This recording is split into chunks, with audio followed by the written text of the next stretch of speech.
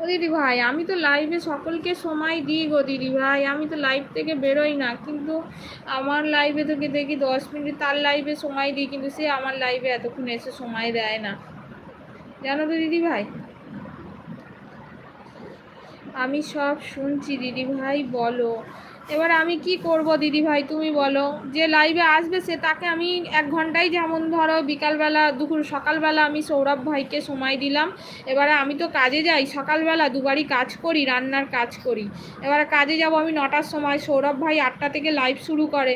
আমি ওকে 1 ঘন্টা আজকে হয়নি, ভাইকে বললাম ভাই আমি চান করে উঠে মালা ফালা জপি, ঘরে পুজো পুজো দিই তো।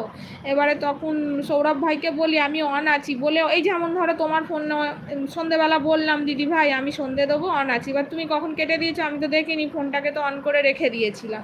এই রকম করি আমি। এবারে কি হয়, আমার লাইভে আসে, এসে 2 মিনিট 10 মিনিট